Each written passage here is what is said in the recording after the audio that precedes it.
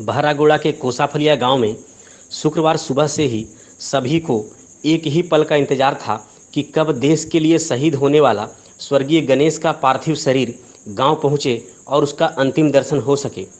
परिवार के सदस्यों के साथ शहीद के करीबी मित्र एवं गांव के सभी महिला पुरुष बच्चे इसी पल का राह तक रहे थे।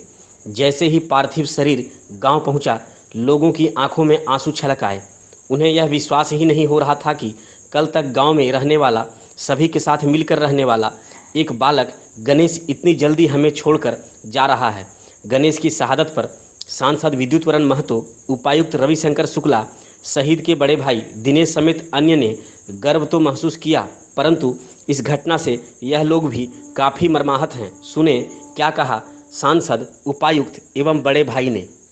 गांव का ये बहुत आईडी ऊपर जा रहा है जिसने आज सहयोग किया, छोड़ सकते हैं, क्या कहेंगे, क्या देखिए आज बहुत दुखद घटना है। जो चाइना हमेशा जो है, जहाँ हमारे सीमांचल क्षेत्र है, चाहे हिमाचल हो या लद्दाख हो, आए दिन अक्सर हम लोग अखबार में, टीवी के आप लोग के माध्यम से देखते रहते हैं कि इस तरह का जो है घटना को अंजाम देता रहा।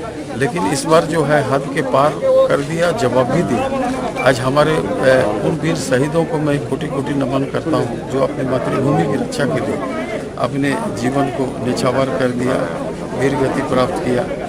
लेकिन भारत एक ऐसा देश है, शांति प्रिय तो है, लेकिन जब इसको कोई चुनौती देता है तो हर चुनौती को सामना करके उसको करारी जवाब देगा। इसमें जरूर हमारे जो शहादत दिया हमारे सैनिक, इनका जो है खून बेकार नहीं जाएगा, इसका बलिदान बेकार आज सांसद की ओर से क्या मिला? भारत की ओर से इसको करारी जवाब मिलेगा और इस समय का तकाज है, क्योंकि पाकिस्तान भी इस तरह का हरकत करके अंजाम भुगत चुका है। चाइना को भी बहुत जरूरी है इसका जवाबी हमला देना, क्योंकि मैंने जब से संसद बना और इस तरह शहादत होता है, मैं पिछले में भी हमारे किताड़ी सरजमदा में हमारे सैनिक कश्मीर में वीरगति प्राप्त किए थे। आज ये भी लड़ते लड़ते शहादत दिया, तो एक छोटी सी रकम हमारे जो शहीद परिवार, उनके माता पिता को मैंने अभी सौंपा।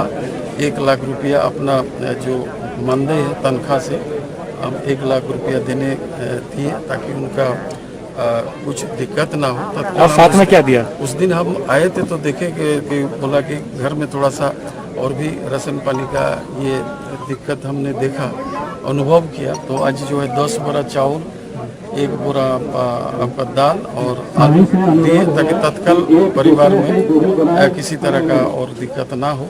बाकी तो शहीद परिवार है, पूरा देश, पूरा समाज उनके साथ में है। मैं इस परिवार के साथ पहले से भी मेरा, हमारे इस क्षेत्र के जो हमारे परमेश्वर हेम्ब्रम है, मुन्ना जोशी जी है, गुरुजी है, सूरज बाबू है, हम लोग हमेशा सुनाराम हंसदा है, हम लोग इस जगह आते रहते थे हंसदा। इस परिवार से पहले से परिचित है और इन परिवार को हम लोग का सैन्य प्रशासन और साथ में जिला प्रशासन एवं स्थानीय जनप्रतिनिधियों और ग्रामीणों के सहयोग से पूरे सम्मान के साथ अंत्येष्टि को संपन्न किया गया है।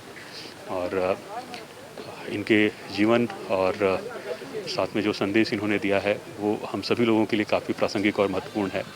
और हम सभी लोग अपने राष्ट्र के लिए कुछ भी करने के लिए तत्पर रहें। इसी संदेश के साथ आने वाले समय में अपने राष्ट्र की अखंडता, एकता और संप्रभुता के लिए हम सभी लोगों का प्रयास रहे। और ये एक बहुत दुख का क्षण है हम सभी लोगों के लिए। जितना मेहनत करके उसके ऊपर हम लोग विश्वास रखे, अभी तक सब विश्वास हम लोग का पूरा करता आया है। ये हम लोग अभी भी विश्वास रखते हैं कि वो पूरा करके ही रहेगा। वो छोटा से ही जब हम लोग बचपन से थे, दोनों का ऐसे तो सैनिक में जाने का हम लोग का बहुत ही शौक था, लेकिन सबसे खुशी की बात यह है कि दोनों में से कम छोटा भाई का हुआ, उससे हम बहुत खुश हो गए। दोनों का नहीं हो पाया, कम से कम एक भाई का तो हुआ, वो सबसे खुश थे हम लोग बचपन से ही जब छोटे से ये थे उस टाइम से हम लोग का हिंदुस्तानी जो झंडा है उसके ऊपर बहुत ही गर्व रहते थे। जब ज्वाइनिंग करके पहले आया तो हमारे गांव में जितना बच्चा था सबको एक एक झंडा पकड़ा के 15 अगस्त में झंडा फहरा। वो 26 जनवरी के टाइम में जिस छुट्टी में आया था पूरा सब बच्चा को झंडा फहरवाया था, अपने पैसा से खरीद कर सबको दिया बांट के गाँव में। उसके बाद जो वो कभी भी पहले उसका सबसे शौक था फुटबॉल खेलने का,